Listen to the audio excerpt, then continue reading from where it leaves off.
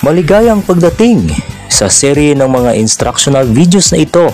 Tutuklasin natin ang mga praktikal at epektibong paraan upang matagumpay na matamo ng mga guro ang lahat ng layunin sa classroom observation indicators.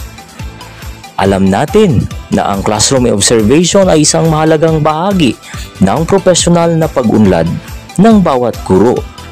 Layunin nitong mapabuti ang kalidad ng pagtuturo at pagkatuto sa loob ng silid-aralan. Para makamit ng guro ang indicators number 1, applied knowledge of content within and across curriculum teaching areas sa classroom observation indicators. Narito ang ilang mahahalagang paraan. Pagpapakita ng malalim na kaalaman sa nilalaman. Maayos na pagplano ng aralin.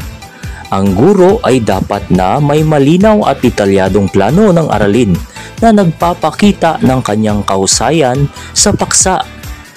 Dapat na may ipapakita sa lesson plan kung paano nag-uugnay ang mga aralin sa iba pang mga subject. Tamang paggamit ng mga konsepto.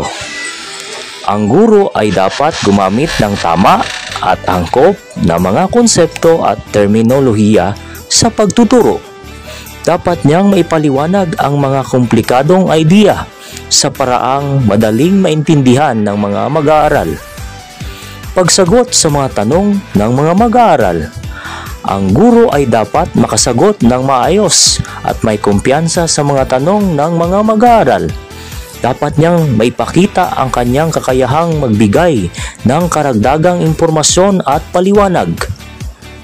Pag-uugnay ng nilalaman sa iba pang larangan ng pag-aaral.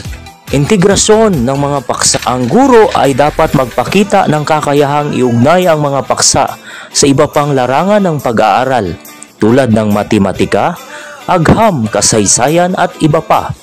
Halimbawa sa pagtuturo ng agham, maaari niyang iugnay ito sa matematika sa pamamagitan ng paggamit ng mga graph at data. Paggamit ng mga halimbawa mula sa iba't ibang disiplina. Ang guro ay maaaring gumamit ng mga halimbawa mula sa iba't ibang disiplina upang mas mapalawak ang kaalaman ng mga mag-aaral. Halimbawa sa pagtuturo ng literatura, maaaring gamitin ng mga pangyayaring makasaysayan para mapalawak ang konteksto ng mga kwento. Pagpapakita ng kaugnayan sa real-world scenarios. Ang pag-uugnay ng mga aralin sa mga pangyayari sa totoong buhay ay nagpapakita ng aplikasyon ng mga aralin sa iba't ibang aspeto ng buhay. Mga ebidensya, means of verification or MOVs, ang lesson plans or DLLs. Ang mga plano ng aralin ay dapat nagpapakita ng integrasyon ng nilalaman sa iba't ibang asignatura. Ang instructional materials.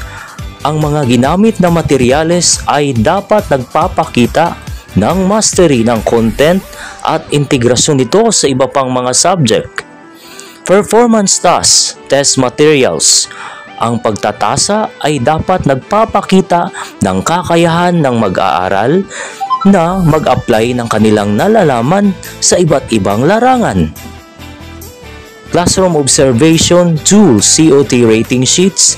Ang mga resulta ng classroom observation ay nagpapakita ng antas ng pagkaunawa at pag-apply ng guro sa mga aralin. Sa madaling salita, ang guro ay dapat magpakita ng malalim na kaalaman sa kanyang paksa at kakayahang iugnay ito sa iba pang larangan ng pag-aaral upang mas maging makabuluhan ang pagkatuto ng mga mag-aaral. Maraming salamat sa inyong pakikinig. Ito muli si Edmond Lozano.